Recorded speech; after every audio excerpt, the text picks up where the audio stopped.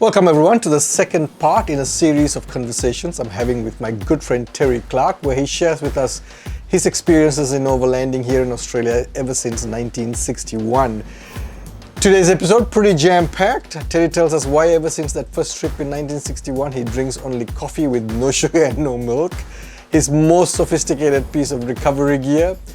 He tells us of a friend's postbox that moved 22 kilometers over the years, and we discuss whether the sense of adventure still exists today.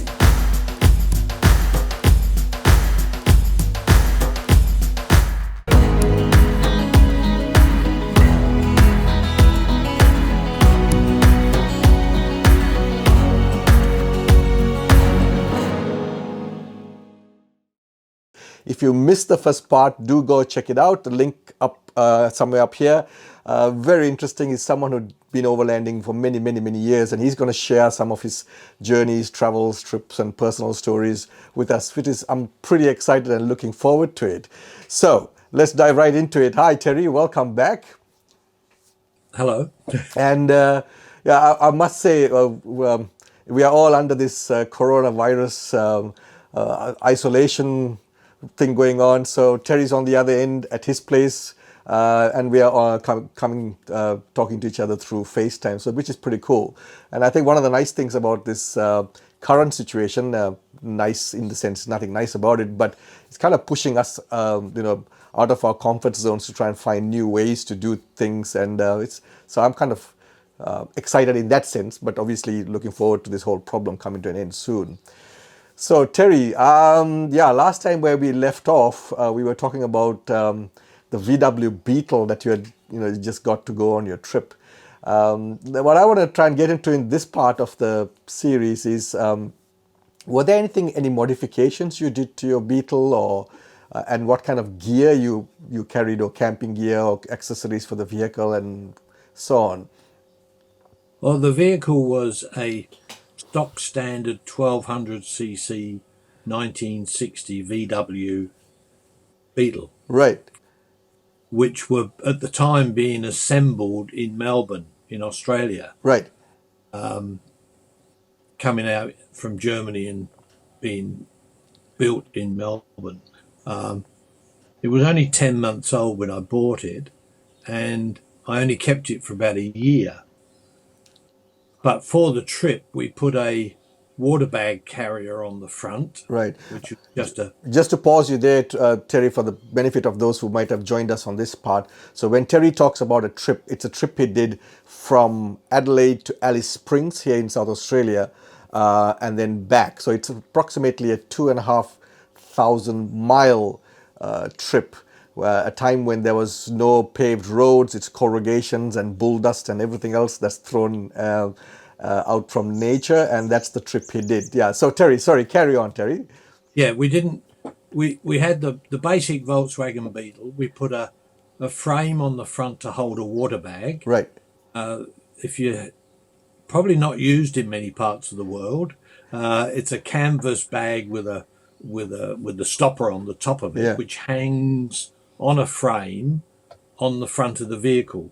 And as you're driving, the air's blowing through the water bag and cooling the water. And they're pretty effective too, isn't it? Because oh yes, yeah. I mean, from what would normally be a unpleasant tasting warm water to quite a, not cold by any means, but certainly it took the bite off of the heat in the water. Yeah, and considering the heat that we've go through, I think that works a treat, especially when at a time when you didn't have fridges like we carry today. Yeah, it was late September we did this trip, so we're just coming into summer in Australia. I also fitted headlamp guards, which were just a chrome mesh with a frame which you'd screw to your headlight to protect it from stones, from vehicles coming the other way. As it happened, during the whole trip, we passed nothing on our side of the road going to Alice Springs, and nothing passed us. Right. There would have been, probably in the 5 days, there would have been 5 or 6 vehicles coming the other way, 1 or 2 a day. Wow. And so we had headlight guards. And also I soundproof the car. Oh, how did you do that? I like quiet cars. So I ripped all the carpets out, ripped various parts out, and using fairly heavy, what we used to call 10 or 12 pound felt in those days, under carpet felt, Right. I lined the whole of the car with felt. And also in the A and B pillars, Right. which go up to the roof, I stuffed those with felt, because a lot of the noise in a motor car people don't realise, because these days they're very quiet. But in those days it wasn't, particularly on the rough roads. Yeah, I can imagine. So if you stuff under carpet felt in the A and B tubes, it stops the noise going up to the roof. And of course the roof isn't insulated, so as the noise goes up into the roof, it amplifies. So most of the noise in the cars in those days was coming through the chassis, up the tubes, into the roof, and being amplified in the roof. So I soundproofed the car. I fitted layback seats to it so we could sleep in it overnight. And the baby, of course, slept behind the back seat, as we explained on the previous Yes. interview. What else? It was, apart from that, it was stock standard with the old-fashioned semaphore wave-up indicators. Oh, right, the one that just pops out from the sides. Yeah, popped out from the side. It was that old. And that was about it. Yeah. Oh, the stocking, as I explained before, the stocking over the the air filter, Yeah. oil-filled stocking. Because you see, in those days we weren't very sophisticated. We had no idea that going on rough roads you need to change your tire pressures.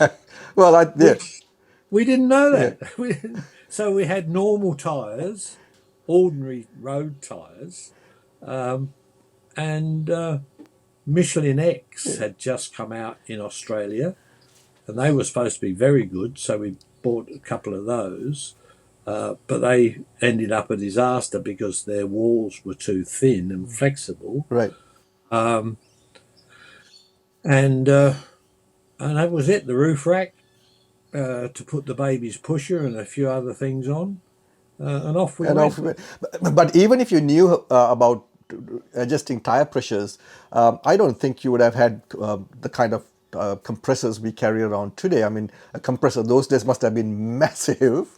Well, exactly, and we didn't know there were things like compressors to pump up tires. You did that at the service station. And talking of service stations, considering that many years ago, were there any service stations along the way that you found on regular intervals? We didn't have to worry too much about fuel, because the Volkswagens are pretty economical anyway. Yes. It's only 1200 cc's and didn't weigh very much. But quite a number of them were the old pump-up site. Right. Bowsers, where it's a Bowser that looks like a Bowser, today's Bowser, except he has a great big glass tank on top of it. Yeah. A big handle on the side.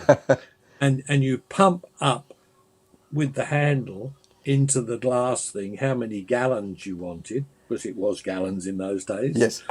I think the Beetle used to hold 8 gallons, 8.8 gallons maybe.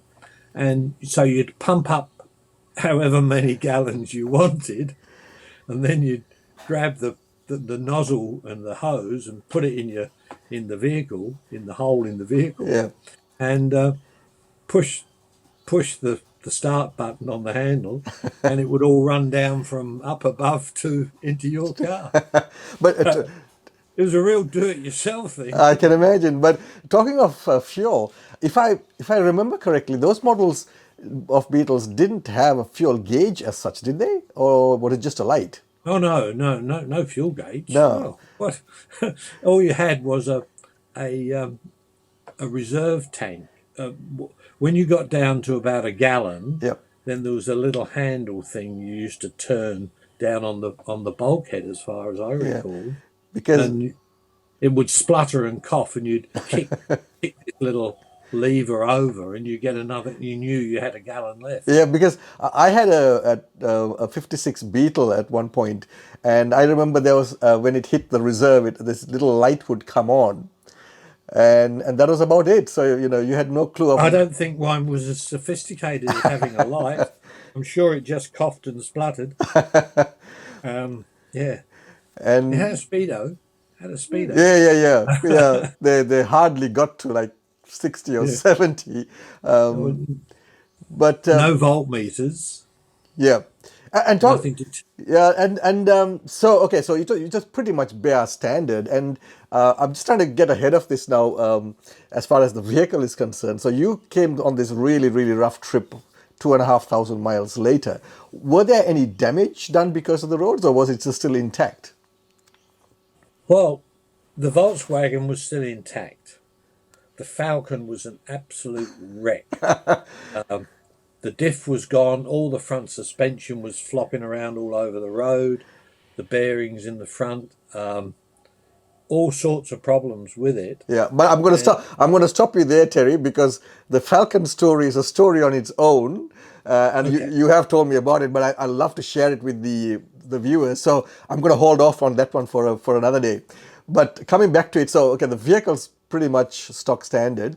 Now, in terms of gear, like camping gear and so on, I mean, today we carry just about everything, and literally we even carry the kitchen sink nowadays. If you're gonna fully kitted 4x4, what did you carry in terms of camping and sleeping and food and well, so on? well, fortunately we had. There was six of us, and there was quite a bit of space in the Falcon. Although there were four people in it, Yep. it had two bench seats.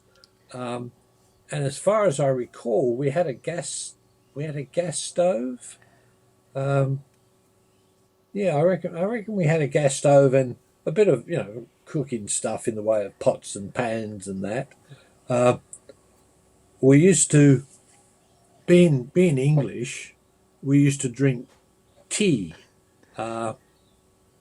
white with two sugars, made in a teapot, Right. because there weren't that many tea bags available in those days, would you believe? Yeah. And we took coffee with us, and we'd get fed up with making pots of tea, and after a couple of days the milk would go off, so you're down to black, and then the ants would get into the sugar.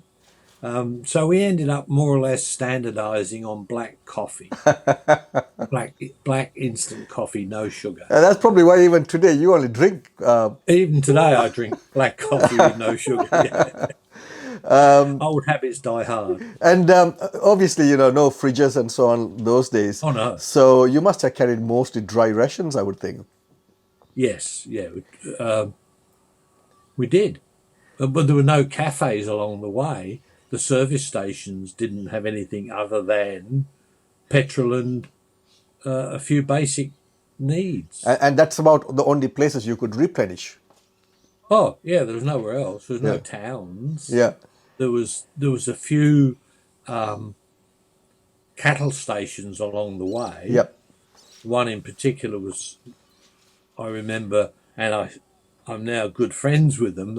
It's the Twins, which is about halfway between Glendambo and Coobapedy. Right. And they were their station house was almost on the side of the road of the what is still the Stewart Highway, Yep. except now they've realigned the Stewart Highway, and their post office box, the Twins' post office box, is 21k from their front door because of the realignment. So they're going to now drive 21 kilometers just to get the post. Just to get it, then to get it home is another 21 kilometres. So it's a round trip of 42 kilometres Yes. to get the post these days. That's interesting. Yeah. So in terms of, so you could replenish because there was only at the service stations that you could get anything, and in terms of where you camped. I mean, now today we got certain places where you get designated camps or camping spots or privately run or a government run. Those days must have been just you picked a spot wherever you felt like. Yeah, find a piece of flat ground and stop. One interesting place we stopped, because we were working at the Weapons Research Establishment on military missiles, we all had total security clearance. Right. Okay. So we got permission to cut through Woomera, to cut off quite a few miles of dirt road. It was still dirt road. Yeah. And so we went through Woomera, spent some time in the village looking around, and then headed out through the range area. Right. And we were told that we had to keep in touch. There were telephones along the way for us to ring back to say we were still all right. And they said, when you get to telephone M28, give us a call, because that's the end of the range and we know you're leaving the range. Yeah. So we did all that and we got to M28 and it was getting fairly late in the afternoon. So we picked up the phone and rang back to the range headquarters and said, it's us and we're just leaving. We're at M28 and we're just leaving the range. And they said, oh, yeah, that's great. Off you go. So we went about another 3 or 4 miles, found a nice place to camp. So we camped. And we had 2.2 rifles in those days. You could shoot pigeons and all sorts of things. Yeah. So we did a bit of shooting for food that night. Oh, right. Okay. Shot a few pigeons, had nice pigeon pie. Well, pigeon anyway. And then we got up in the morning, loaded everything in the vehicles. We're heading out still on the dirt road. And there's a big sign. It said, "You are now leaving the range. Please book out." So we'd actually spent the night camped on the range, got up in the morning and did a bit of shooting, and we were still on the rocket range. But thankfully they weren't doing any testing. We didn't use the phone. They just explained it to us all wrong. Right. Now, what was the road like? I mean, corrugations is a given. What else was thrown at you? Well, it was fairly rocky, but not big rocks, just little tiny stones.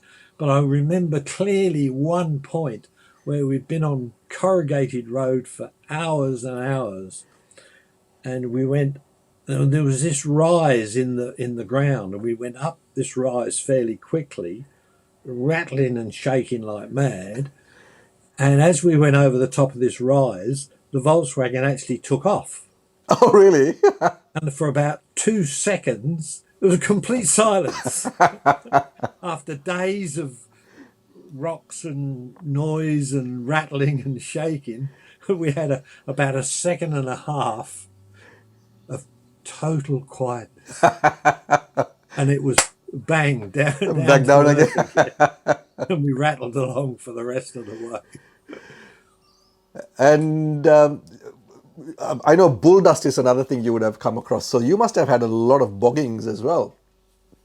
Yes, there was times when the Volkswagen even got bogged in the bull dust. The Falcon got bogged fairly regularly. Yeah. But we had we were very sophisticated. We had a big rope. And we used to, if we came across a creek, and there were quite a few creeks that looked like it was bull dust in the bottom and likely to get bogged, we tied the 2 cars together. Right. Okay.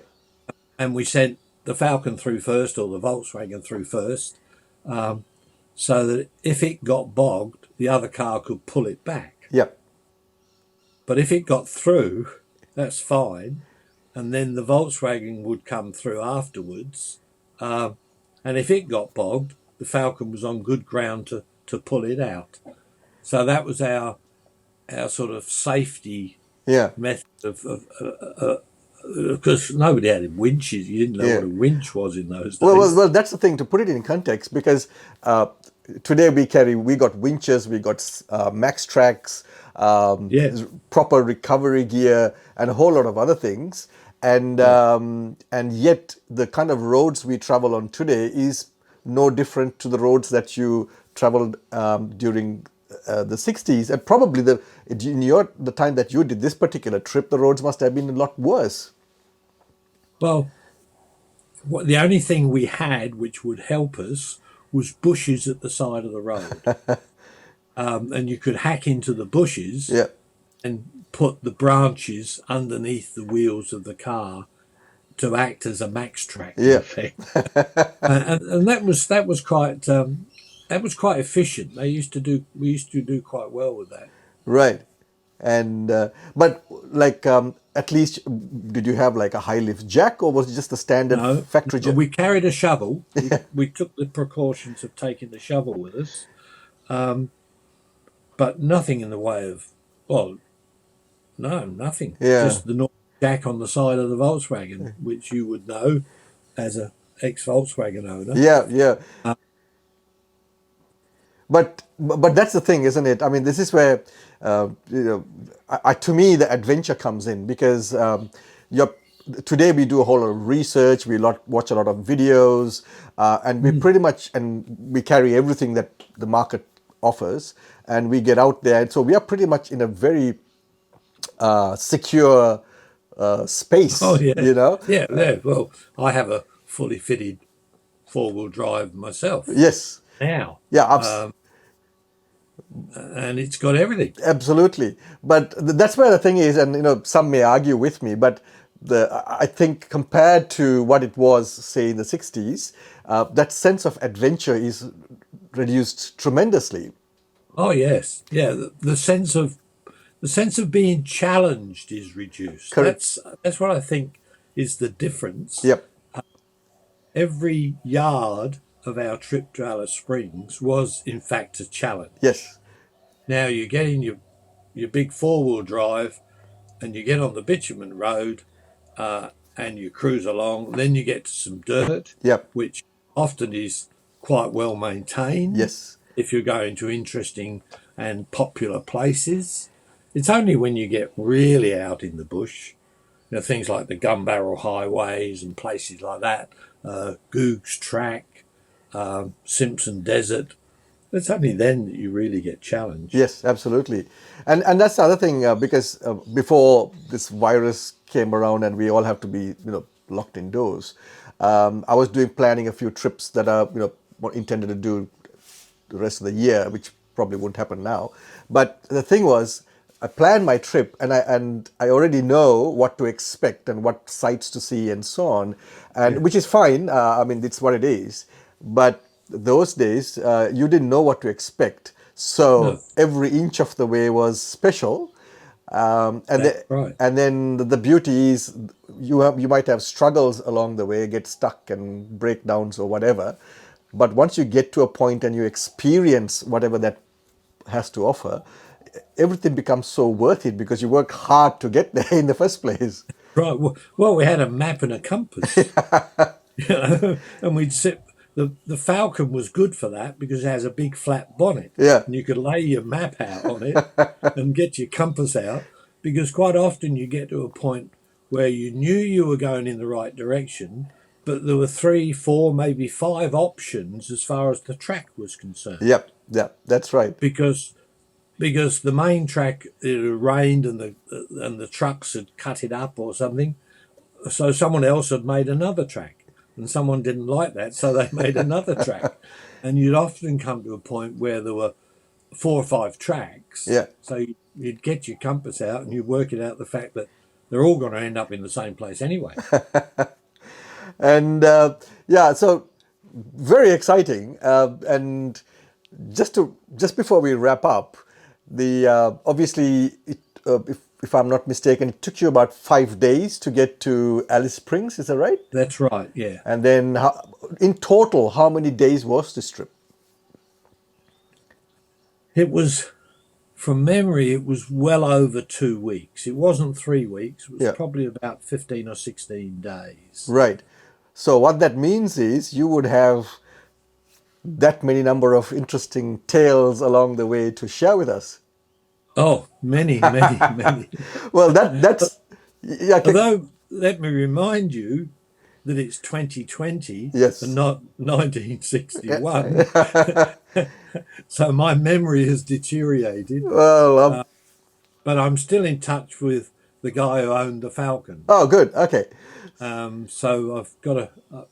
I should have written to him and said, "Tell me your story of what you remember," and we could have put something maybe a bit more informative Yeah, but together. I'm sure you remember most of it, Terry. So I think in the next series parts that's going to come out on the channel, I'm looking forward to sharing some of these stories with you because you have told me a few of them, and I was really excited and intrigued by them and that way you did things and so on. So Terry, thank you so much for joining me today, and then I'm looking forward to the next several parts where you share with us all the little stories along the way that makes up the part of the bigger adventure.